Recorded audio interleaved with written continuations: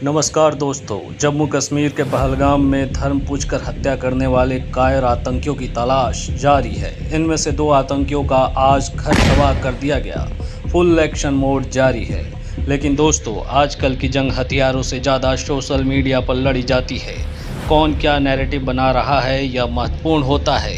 यह बात सबको पता है कि आतंकियों ने धर्म पूछकर कलमा पढ़वाकर पैंट भिजवाकर चेक किया और फिर निर्दोष हिंदू सैलानियों को मौत के घाट उतार दिया।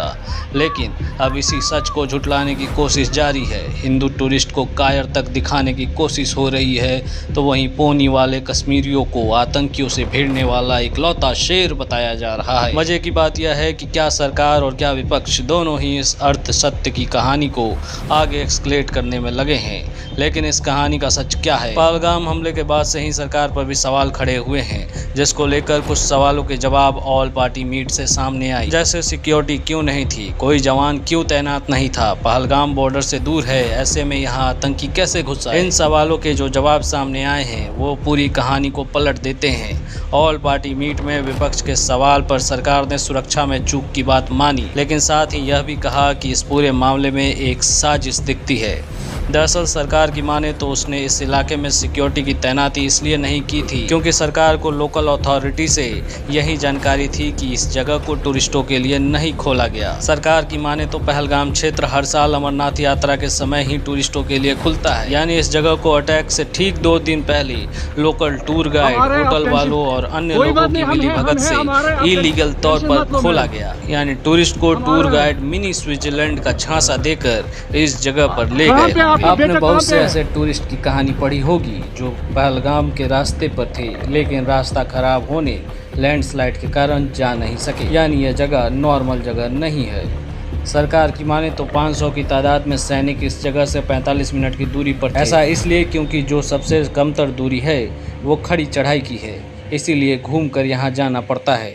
यानी पहली सूचना मिलने और सेना के पहुँचने तक 45 मिनट का समय लग गया। इस बीच के पीड़ितों के बयान भी यही हैं कि गोलियां चलने के बाद सभी पोनी वाले भी भाग गए, वहीं टूरिस्ट भी जंगलों की तरफ भागे। आदिल के घर वालों की माने तो उन्होंने आदिल के मौत के ठीक पहले की बात को किसी टूरिस्ट से जाना, किससे पता नहीं।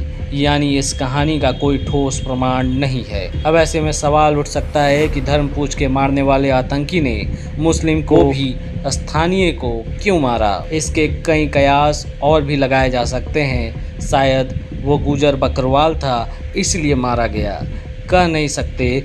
असल में उसका यह राज भी उसी के साथ चला गया। क्या कश्मीरी भारत के साथ या बस दिखावा?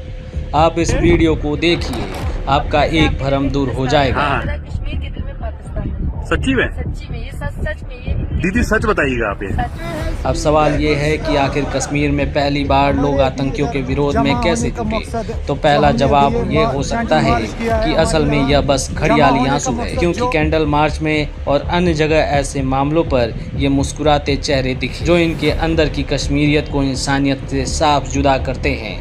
और वहीं दूसरी बात है पैसा। कश्मीर की पूरी इकनॉमी ही टूरिज्म इकनॉमी है। यहाँ आतंकी आमतौर पर सुरक्षा बलों को निशाना बनाते हैं, लेकिन टूरिस्टों को नहीं। लेकिन इस बार यह आतंकियों का प्लान उल्टा पड़ गया। उन्होंने भारत को बड़ा नुकसान पहुँचाने के लिए कश्मीरियों की रोजी रोटी पर ही खतरा पैदा कर दिया, और इसलिए कश्मीरी सड़क पर दिखे ताकि टूरिस्ट यहाँ आने से डरे नहीं। पापी पेट का सवाल है और भूख हर धर्म से ऊपर होता है। खैर, आपने इन्हीं कश्मीरियों को कभी सैनिकों के मारे जाने पर सड़कों पर आते हुए नहीं देखा होगा, उल्टा ये खुश होते हैं। आपको याद हो तो पिछले कुछ वर्षों में बिहारी मजदूरों को भी टारगेट किया गया, तब भी कोई कश्मीरी बाहर नहीं आया। रियासी में तीर्थयात्रियों पर हमला हुआ, कोई बाहर नहीं आया। पुलवामा में हमला हुआ, कोई नहीं आया। अमरनाथ यात्रा पर अटैक हुआ, कोई नहीं बोला। लेकिन ये बुरहान के लिए निकले, आतंकी सबराज के जनाजे के लिए निकले, फ़िलिस्तीन के लिए निकले, और आज भी ये जब सड़कों पर आकर हमदर्दी दिखा रहे हैं तो केवल अपने पेट के लिए, वो भी केवल 200 से 300 लोग लेकिन बुरहान वानी के लिए इनका पूरा खानदान सड़क पर था। आप इनके इस नेता की बात सुनिए। हमले से कुछ दिन पहले ही एक इंटरव्यू में टूरिज्म को कल्चरल इंटरवेंशन बता रहा था। ये जो चल रहा है इस वक्त जिसे टूरिज्म कहते हैं, ये टूरिज्म नहीं है मेरी नजर में। मेरी नजर में ये कल्चरल इन्वेजन हो रहा है by purpose and by design. तो क्या कोई कश्मीरी विश्वास के काबिल नहीं? नहीं, ऐसा नहीं है। कई कश्मीरी हैं जो भारत के साथ हैं, लेकिन यहाँ ओवरग्राउंड वर्कर और आम नागरिक में भेद करना मुश्किल है। यह हमला भी इन्हीं OGW की मदद से हुआ है। आतंकियों में 2 कश्मीर के भी हैं। वहीं सुरक्षा बलों ने अभी तक 1000 से ज़्यादा OGW को पकड़ा है। यूपी के जौनपुर की एक महिला ने इस बारे में NIA को जानकारी दी है कि कैसे ये लोग मिली भगत से सब कर रहे थे। अब जब जांच होगी तो बात सामने आएगी, लेकिन जैसा प्रतीत होता है यह सब बड़ी साजिश है।